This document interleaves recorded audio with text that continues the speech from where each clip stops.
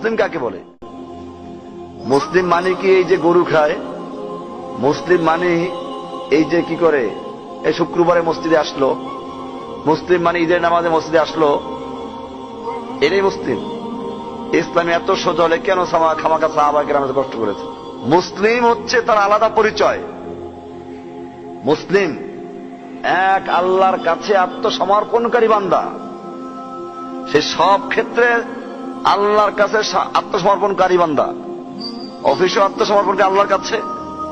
আর যারা মসজিদে আসলে আল্লাহর কথা বলে, বাইরে গেলে নেতা নেত্রী আদর্শ, মসজিদে গেলে মুহাম্মদ সাল্লাল্লাহু আলাইহি ওয়াসাল্লাম আদর্শ, মন্দিরে গেলে রামের আদর্শ, আবার গির্জায় গেলে যিশু খ্রিস্টের আদর্শ, আবার বৌদ্ধদের মন্দিরে গেলে কি জানি বৌদ্ধদেবের আদর্শ, গৌতম বুদ্ধের আদর্শ, আবার শিখদের এসে গেলে পরে গুরু নানকের আদর্শ। এরা মুসলমান? মুসলমান না, এগুলো মুসলমান, এগুলো ভুয়ো কথা। শিখরা মূর্তি পুজোক প্রধান দিয়েছে। মুসলমান এটা কোন কোরআনের ভাষা না। মুসলমান হচ্ছে ওই ইরানি যে ভাষা, এটা মুসলিম। এখন মুসলিম বলতে আপনি কাকে বুঝাবেন? এরা যদি মুসলিম হয় এটা ভুল। মুসলিম একে বলা হয় না। মুসলিম বলা হয় যে সর্বক্ষেত্রে ইসলামের উপরে প্রতিষ্ঠিত থাকে, আল্লাহর হুকুম মেনে চলে, এবং সে যেখানে যাবে সেখানে আলাদা হয়ে যাবে। আল্লাহর দুশমনদের থেকে সে বাড়া করবে, আলাদা থাকবে। আল্লাহর দোস্তদের সাথে তার সম্পর্ক থাকবে। আল্লাহর হুকুম মানার ক্ষেত্রে সে আপোষ করবে না।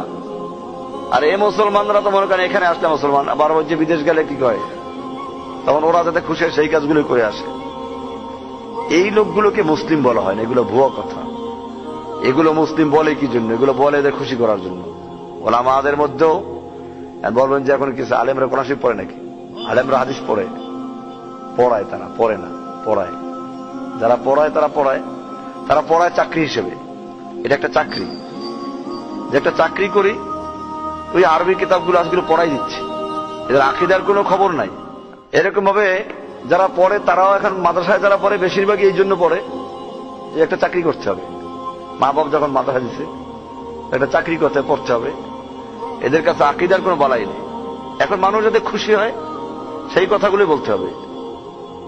এখন যদি আপনি এই কথাগুলো, মাদ্রাসার বেশিরভাগ মাদ্রাসা মসজিদের নেতৃত্বে যারা আছে তারা কারা? এখন যদি আপনি পুরো কথা বলেন তোর চাকরি থাকবে? ওর চাকরি থাকবে না। চাকরি যখন না থাকবে তখন সে কথা বলবে কোথায়? সে আপোষ করে যাতে খুশি হয়। এক লোক বুতুম পেচার প্রশংসা করতেছে, তো প্রশংসা করে বলতেছে এটা শাহবাজ, রাতের শাহবাজ, রাতের রাজা।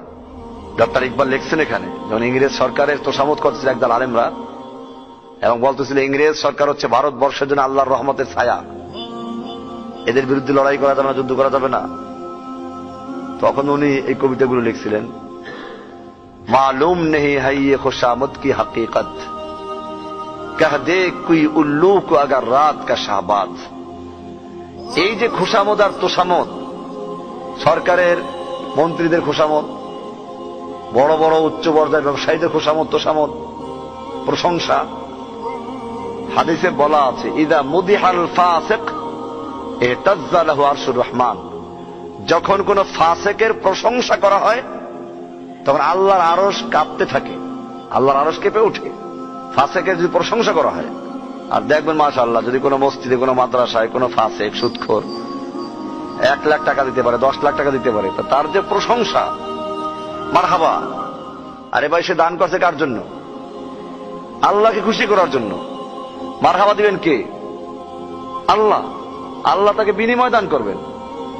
আর তুমি এখানে মারহাবা দিয়ে তার মনের মধ্যে ঢুকলো আমাকে সবাই বাহবা দিবে, এরবার দিল, ওর সওয়াবটাও গেল, আর উল্টা গুনাহ হবে। কারণ রিয়া আসলে গুনাহ হবে না, শিরকের গুনাহ।